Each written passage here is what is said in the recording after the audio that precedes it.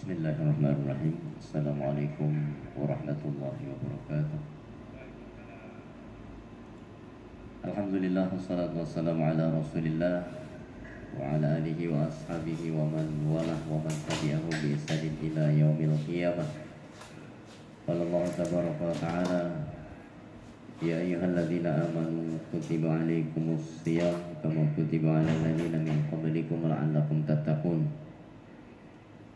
Qala Nabi sallallahu alaihi wasallam, man shoma ramadhana imanan wa ihtisaban ghufira lahu ma taqaddama min dhanbihi aw kama qala Nabi sallallahu alaihi wasallam. Amma ba'du. Bapak, Ibu, para jamaah Masjid Al-Mahkamah yang semoga senantiasa dirahmati Allah SWT, yang kami hormati terkhusus para pimpinan DKM yang semoga senantiasa diberikan kemudahan dalam menjalankan tugas-tugasnya. Alhamdulillah, dalam puasa Ramadan ini kita tidak lepas untuk bersyukur kepada Allah SWT yang telah memberikan kenikmatan yang sangat besar kepada kita. Allah telah memberikan kenikmatan kepada kita yang tiada taranya, yaitu Allah telah memberikan kekuatan kepada kita melaksanakan puasa Ramadan sampai pada hari ke-26, yang insya Allah jika hari ini Allah memberikan umur kepada kita, kita akan menyelesaikan sampai pada hari ke-27, dan mudah-mudahan Allah kemudian menerima amalan-amalan kita tersebut. Karena sungguh orang yang paling merugi disebutkan Nabi sallallahu alaihi wasallam, raghima anfu, sungguh merugi. Siapa itu? Man adraka Ramadan, orang yang menjumpai Ramadan. Lalu menjumpai Ramadan kok rugi, gimana ceritanya Bapak Ibu sekalian? Dalam tanda petik, ya, thumman salah, kemudian Ramadan berlalu, falam yughfar, namun Allah belum memberikan ampunan kepadanya. Ini sangat merugi sekali. Berarti yang ia lakukan hanya berpuasa dalam berlapar-lapar dan berhaus-haus. Puasa yang ia lakukan baru puasa level fisik, bukan puasa yang sudah sampai pada level spiritual. Bapak Ibu sekalian, pembahasan kita hari ini adalah terkait dengan tadabbur Al-Quran juz 30 ya. Tadi awalnya kan dari juz 16, tapi tidak cukup waktunya nanti, waktu kita kan setengah jam satu juz.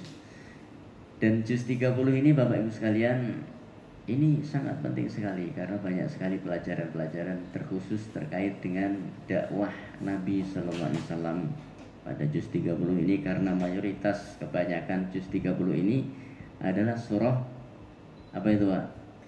Makiyah, ya, surah Makiyah, ya. Surah Makiyah itu apa? Surah yang diturunkan, surah yang diturunkan di Mekah, gitu, betul ya? Nah, bagaimana dengan surah Al-Fath? Surah Al-Fath itu Madaniyah, Pak, tapi turunnya di Mekah. Bagaimana itu? Maka di situ Ibnu Hajar Al-Asqalani ya memberikan suatu definisi yang menurut ya penilaian saya itu lebih mengena. Beliau mengatakan bahwa surah Makiyah adalah surah yang diturunkan sebelum hijrahnya Nabi sallallahu alaihi wasallam, sementara surah Madaniyah adalah surah yang diturunkan setelah hijrahnya Nabi sallallahu alaihi wasallam. Contoh surah Al-Fath yang turun di Makkah ternyata tergolong ya Madaniyah karena turunnya setelah hijrahnya Rasulullah sallallahu alaihi wasallam. Berapa jumlah surah Makiyah, berapa jumlah surah Madaniyah, Pak? Baik, ada kunci untuk mengetahui itu. Bapak hafal jumlah ayat surah Al-Baqarah, Pak? Berapa ayat itu, Pak? 286, betul sekali. Ya, 286 ayat. Ini kunci. Ya, Bapak yang sudah hafal itu pasti sudah melekat, yang belum segera dihafalkan. Jumlahnya adalah 286 ayat. Ini Al-Baqarah. Untuk mengetahui surah Makiyah itu jumlahnya berapa, Bapak hilangkan angka 2-nya. Berapa yang tersisa, Pak? 86, itulah jumlah surah Makiyah. Dan jika Bapak ingin mengetahui berapa jumlah surah Madaniyah, hilangkan angka 6-nya. Berapa yang tersisa, Pak? 28. Ya. Sekarang Bapak jumlahkan. Ditambahkan 28 ditambah 86 sama dengan 114, sama dengan jumlah surat di dalam Al-Qur'an. Itu kunci, ya. Yang sangat mudah sekali, ya. Terlepas dari khilaf perbedaan pendapat di kalangan para ulama, berapa jumlah yang Madaniyah, berapa jumlah yang Makiyah, maka ini adalah, ya,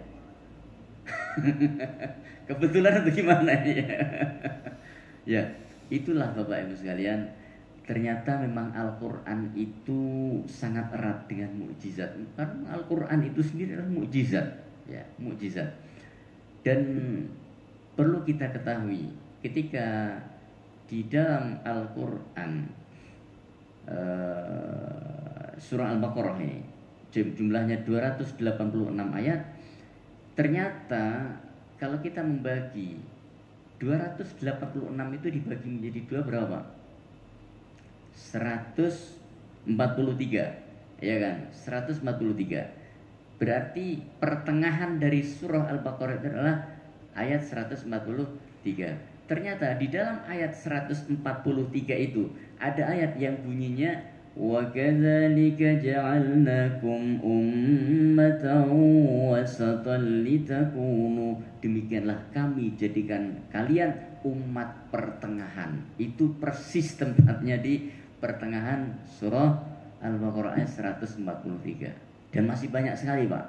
Tapi kita akan menjumpai kemujizatan Al-Quran itu di dalam setiap ayat itu akan muncul. Termasuk ketika kita melihat ayat yang diawali Alif Lam Mim Shad, Alif Lam Ra, Alif Lam Mim Ra, itu apa? Itu akan ada pembahasan tersendiri itu nanti. Insyaallah di lain kesempatan itu ya. Diawali dari surah An-Naba yang artinya adalah berita besar. Apa itu berita besar? Para ulama mengatakan bahwa berita besar yang dimaksudkan itu antara 3 hal. Yang pertama ya Al-Quran itu sendiri, di mana Al-Quran ini adalah berita besar. Karena di dalamnya ada informasi-informasi yang sangat penting sekali, Pak. Termasuk diantaranya adalah di dalam Al-Quran itu ada ayat yang berbunyi, ya, ghulibatir rum fi adnal ardi wa hum min ba'di ghalabihim sayaghlibun. Sebentar lagi Romawi akan dikalahkan. Padahal pada saat itu Romawi adalah negara adidaya terbesar secara mutlak pada saat itu. Tapi Quran mengatakan sebentar lagi akan dikalahkan. Ini mukjizat seperti itu. Nah, ketika Al-Quran membawa berita-berita yang luar biasa, yang kemudian sebagian manusia pada saat itu yang melakukan kajian literatur secara ilmiah, mereka kemudian membuktikan, ya, bahwa Al-Quran itu bukan hanya terbukti secara empiris saja, namun Al-Quran juga bisa diterima secara rasional. Disitulah kemudian Al-Quran ini membawa pengetahuan yang sangat luas. Sehingga An-Naba yang dimaksudkan ini adalah yang pertama ya Al-Quran itu sendiri. Yang kedua adalah kenabian Nabi Muhammad SAW. Itu berita besar, Pak. Bagaimana nggak berita besar, Pak? Orang yang kehidupan sehari-harinya berdagang, jualan, tahu-tahu bicara saya menjadi nabi. Mungkin kita berpikir, wah enak banget jadi sahabat itu. Para sahabat, bahkan Nabi mengatakan la tasubbu ashabi, jangan kalian mencela sahabatku. Berarti secara mutlak semua sahabat itu adalah punya kebaikan yang nggak boleh dicela. Mungkin kita berpikir enak banget sahabat.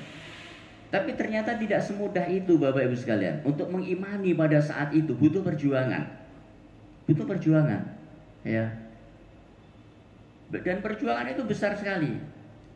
Ya, sampai kalau kita melihat Abu Thalib saja sampai wafatnya ya tidak mau beriman. Kenapa? Karena melihat ya sisi-sisi politik pada saat ya melihat kedatangan Islam tersebut. Konsekuensinya ketika ia mengikuti Islam, dia harus meletakkan jabatan politiknya. Yang mana pada saat itu ia salah satu pimpinan tertinggi di kaum Quraisy. Nah, kemudian yang ketiga, yang dimaksudkan dengan an-naba, berita besar itu adalah adanya hari kebangkitan, hari kiamat. Itu yang disebutkan para ahli tafsir, diantaranya itu Al-Quran, kenabian Nabi Sallallahu Alaihi Wasallam, kemudian ya tentang hari kiamat. Karena menurut mereka hari kiamat itu impossible, tidak mungkin terjadi. Dunia adalah terminal akhir kehidupan. Ya, ketika mereka sudah mati, sudah kembali ke tanah, selesai urusan. Ternyata tidak. Dan di sini kemudian disebutkan di akhir surah An-Naba tersebut ya ya wa qalal kafiru ya laitani kuntu turaba. Maka orang kafir nanti kelak pada hari kiamat mengatakan, kalau saya tahu akan dibangkitkan seperti ini, menjadi debu itu lebih enak, jadi tanah itu lebih enak. Nah, seperti itu. Yang kedua an-nazi'at, yang maknanya adalah malaikat yang bergerak dengan cepat. Ya.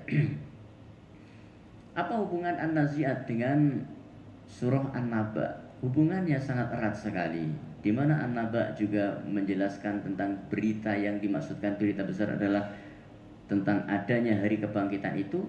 Sementara di dalam surah An-Nazi'at ini adalah terkait dengan malaikat yang bergerak dengan cepat dalam mencabut nyawa. Di mana hari akhir itu akan diawali dengan barzakh terlebih dahulu, dan barzakh itu akan diawali dengan kematian. Di mana dalam surah ini diceritakan kisah Nabi Musa alaihissalatu wassalam yang berdakwah kepada Fir'aun. Menarik Bapak Ibu sekalian. Ya. Di ayat berapa itu? Tidak begitu kelihatan ya. Kecil tulisannya ini, tidak bawa kacamata. Ya, ya.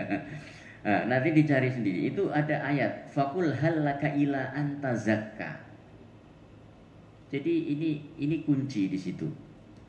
Faqul hal laka ila anta zakka. Katakanlah kepada Firaun, apakah engkau tidak hendak membersihkan, mensucikan dirimu wahai Firaun?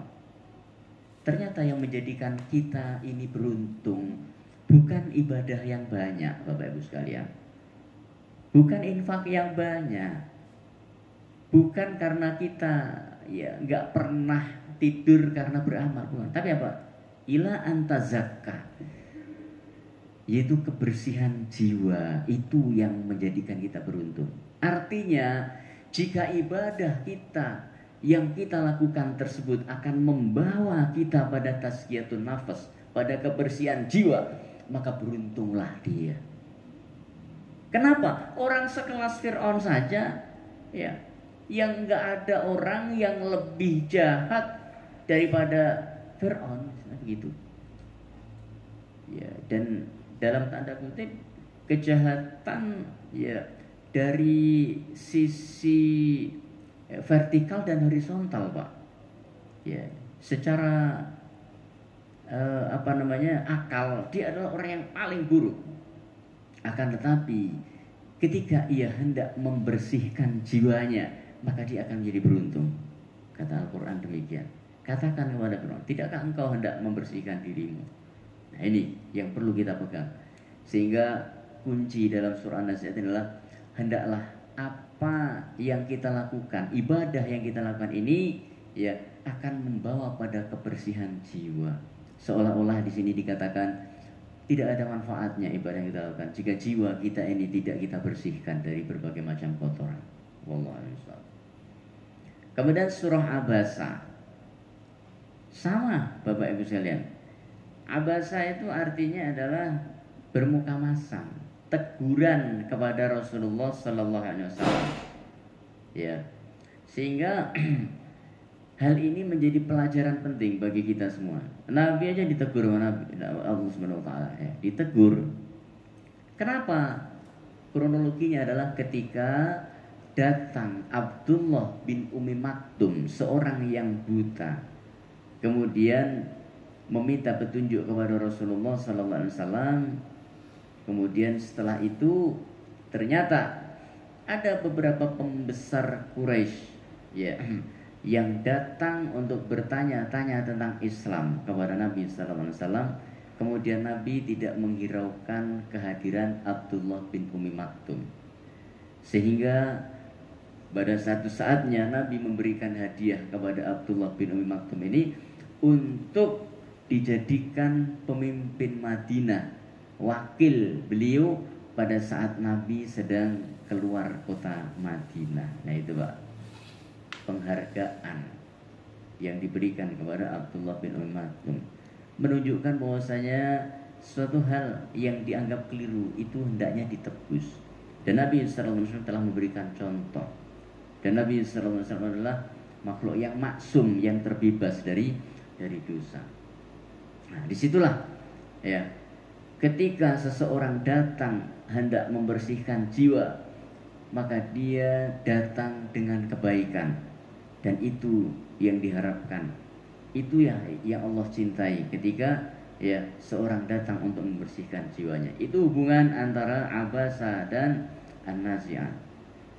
Kemudian surah At-Takwir, ya, idza syamsu kuwirat, ya, yang artinya pecah, di mana pada hari kiamat matahari itu akan didekatkan, kemudian cahayanya akan menyebar dan panasnya pun akan dirasakan ya sangat luar biasa. Bahkan dikatakan ada seorang yang tenggelam dengan keringatnya sendiri. Di dalam surat ini juga menarik sekali ketika dikatakan di sini wa idzan nufusu zuwijat wa idzal mau'udatu su'ilat. Ketika al-mau'udah, bayi-bayi perempuan, su'ilat itu ditanya, ya, tentang apa? Bi ayyi dzambin qutilat, kenapa mereka dibunuh? Ini menunjukkan ada tradisi jahiliyah, ya, mereka membunuh anak laki-laki atau anak perempuan, Pak? Sama, Pak, laki-laki juga dibunuh juga. Nah, betul. Yang masyhur itu adalah membunuh anak perempuan, ya, yang masyhur. Sementara anak laki-laki juga. Kenapa anak perempuan dibunuh? Karena mereka beranggapan anak perempuan ini tidak akan bisa melanjutkan nasab. Binnya kan ke laki-laki, Pak. Nah, seperti itu. Anak laki-laki, atas dasar apa mereka kemudian dibunuh? Nah ini, apakah ada dalil yang menjelaskan masalah tersebut? Ada juga, yaitu di dalam surah Al-Isra, ya. Di dalam surah Al-Isra yang disebutkan ya bahwa mereka membunuh anak laki-laki, yaitu pada ayat 31, wala taqtulu auladakum khasyata imlaq, wala taqtulu auladakum, dan janganlah kalian membunuh anak-anak laki-laki kalian. Nah ini kan ya, berarti ada di antara mereka yang membunuh anak laki-laki. Ya, ternyata ada di situ dalam Quran. Khasyata imlaq, kenapa? Karena takut miskin. Kenapa? Karena anak laki-laki itu butuh biaya. Untuk bisa sukses mereka harus biaya, keluar biaya ini, biaya ini. Udah banyak keluar biaya, ternyata nggak bisa diandelin. Nah, seperti itu Bapak Sekalian. Kembali, solusinya adalah pendidikan di dalam Islam, di mana konsep usia di dalam Islam itu yang ada adalah ya akil balik dan akil ghairu balik, sebelum balik dan sesudah balik, gitu kan. Kalau sudah balik kan sudah bertanggung jawab, menjadi mukallaf dia. Nah, disinilah Kemudian tradisi-tradisi jahiliyah tersebut telah diwakili dengan pembunuhan terhadap anak ini. Maka hendaklah kita, ya, ketika secara khusus ada beberapa tradisi yang buruk yang dilakukan, maka semua tradisi itu harus kita hilangkan. Sehingga ada seorang ulama, Syekh Muhammad At-Tamimi, menulis 128 tradisi jahiliyah itu yang masih banyak mengakar, ya, pada kaum muslimin. Salah satunya ini, ya. Kemudian idza sama'un fatarat, ya, ketika langit itu pecah. Surah Al-Infitar, surah Al-Infitar menceritakan langit itu pecah. Sehingga di dalam tafsir Al-Qur'an disebutkan, siapa yang menginginkan untuk melihat seolah-olah hari kiamat itu divisualisasikan di hadapannya dengan cerita yang begitu gamblang, maka kita bisa membaca surah At-Takwir, surah Al-Infitar, kemudian surah Al-Insyiqaq. Karena di dalam surah-surah tersebut diceritakan kronologi, di mana pada saat itu Allah SWT menggambarkan langit yang begitu besar. Jadi makhluk Allah yang paling besar, Bapak Ibu sekalian. Makhluk Allah yang paling besar yang kita lihat secara langsung hari ini adalah langit. Langit dari ujung-ujung itu kan, langit gitu kan. Hal-hal yang lain, makhluk yang lain, malaikat yang begitu besar, ya, arsy Allah yang besar, itu semuanya adalah di dalam ranah keimanan, di mana kita mengimani tentang adanya makhluk-makhluk yang dahsyat tersebut. Namun makhluk yang secara langsung kita lihat adalah langit. Makanya disebutkan idza sama'un fatarat, ketika Allah menghendaki langit itu pecah. Dan di dalam surah An-Naba, jadi masih ada hubungan dengan An-Naba juga. Wa futihatis sama'u fakanat abwaba, dan pada saatnya nanti Allah akan membuka langit tersebut, dan di sana akan ada gerbang-gerbang raksasa, ada pintu-pintu yang terbuka. Maka ketika langit tersebut telah terpecah, maka Allah akan menunjukkan kekuasaannya yang sangat dahsyat. Disinilah kemudian dalam surah Al-Infitar ini Allah memerintahkan kita untuk bersiap-siap ketika dikatakan, ya, wa inna 'alaikum lahafidhin, hendaklah kita menjaga amal kita, karena sesungguhnya apa yang kita lakukan itu dicatat kiraman katibin, oleh para malaikat yang mencatatnya, ya, ada di sisi kiri dan kanan kita. Nah, sehingga persiapan seorang menghadapi hari kiamat bukan hanya sekedar dengan amal, namun dia memahami kedudukan amal tersebut. Bahkan catatan amal tersebut pada hakikatnya kitalah yang menulisnya. Kenapa? Karena yang ditulis adalah perbuatan kita. Jika kita banyak melakukan kebaikan, maka banyak catatan yang akan baik. Wallahu a'lam bishawab. Kemudian di dalam surah Mutaffifin, surah ini para ulama berbeda pendapat, apakah ini surah Makkiyah ataukah surah Madaniyah. Pendapat yang lebih kuat adalah surah Makkiyah, ya. Kenapa demikian? Karena di dalamnya ada hukum tentang korupsi. Alladzina idza iktalu 'alan nasi yastawfun wa idza kaluhum aw wazanuhum yukhsirun. Itu ayat korupsi itu, Pak. Gimana celakalah al-mutaffifin itu, orang-orang yang curang, orang-orang yang korupsi. Dia akan mengambil untuk dirinya dengan jumlah yang tidak kira-kira banyaknya, sementara untuk orang lain tidak memperdulikan kerugian mereka. Nah, inilah yang menyebabkan para ulama sebagian mengatakan bahwa ini adalah surah Madaniyah, ya, karena potensi kecurangan yang terjadi pada saat berniaga itu adalah di Madinah, karena mereka sudah bermuamalah dengan banyak kaum di sana. Lalu para ulama yang mengatakan bahwa ini surah Makkiyah berlandaskan apa? yaitu berlandaskan tentang peristiwa hari kiamat ketika disebutkan ya kalla inna kitabal fujjari lafi sijin. Catatan orang-orang yang fajir, para pendosa itu di dalam sijin. Ya. Sijin itu secara bahasa artinya adalah penjara. Yang dimaksudkan itu adalah penjara bawah tanah, Pak. Karena sijin itu dikatakan sebagai tafsir tempatnya adalah di bawah bumi sab yang ketujuh, yang paling bawah. Nah, itu asijin ya. Kemudian di dalam surah Al-Insyiqaq ini juga menceritakan tentang kisah hari kiamat ketika langit tersebut pecah. Ya. Kemudian Allah mengumpulkan calon ahli surga untuk mendapatkan catatan dari sebelah kanan, mengumpulkan calon ahli neraka, alhamdulillah, dari dengan catatan wara'a dhahri, dari belakang punggungnya.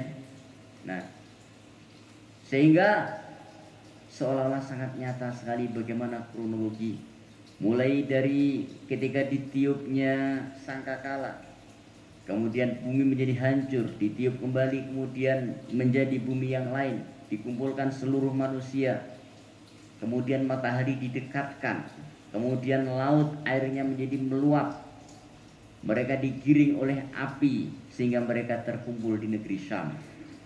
Ya, kemudian Allah memberikan pengadilan kepada mereka dengan seadil-adilnya. Nah, ini surah Al-Insyiqaq. Kemudian di dalam surah Al-Buruj. Al-Buruj ini juga sangat erat kaitannya dengan penegakan kalimat tauhid dan juga tidak lepas dari sejarah politik. Kita mungkin pernah mengenal yang namanya peristiwa pasukan bergajah, Pak. Masih ingat, Pak?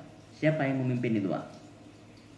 Abraha. Apa hubungannya dengan surah Al-Buruj? Sangat erat sekali. Di dalam surah Al-Buruj ini ada kurang lebih 20.000 orang yang beriman itu dibakar hidup-hidup di dalam parit. Siapa yang membakarnya? Seorang raja yang sangat kejam yang bernama Dzu-Nuwas. Raja kejam tersebut didampingi oleh dua orang yang sangat kejam. Satu dari kalangan mereka sendiri, yang kedua dari kalangan luar mereka. Siapa dua orang tersebut? Yang pertama bernama Aryat, yang kedua bernama Abroha. Ketika raja telah sukses untuk membasmi, membunuh, menghukum mati orang-orang yang tidak mengakui kekuasaannya, maka raja pun memberikan hadiah. Negara Yaman itu diberikan kepada Aryat. Sementara Abroha masih menjadi ajudannya Dzu-Nuwas. Kira-kira satu dikasih negara, ngiri gak, Pak? Ngiri, kan? Maka dia pun komplain, Tuan Raja, lah kok Aryat itu dikasih? Aryat memang pinter karena dia seorang akademisi. Sementara teknik semua pelaksanaan itu yang menjadi tim pelaksananya adalah Abroha itu, karena dia seorang militer. Jadi di sini, Pak, antara akademisi dan militer kemudian menjadi satu.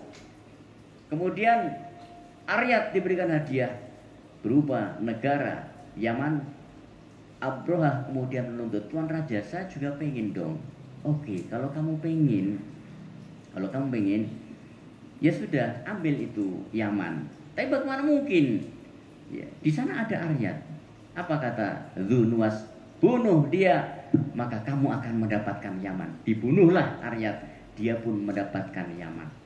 Dia ingin melakukan ekspansi ke berbagai wilayah kecil ke sekelilingnya, namun ternyata ia salah arah. Ekspansinya salah satunya ke arah Mekah, sementara Mekah adalah kota yang dilindungi oleh Allah Subhanahu wa taala, sehingga disitulah puncak kehancuran dia.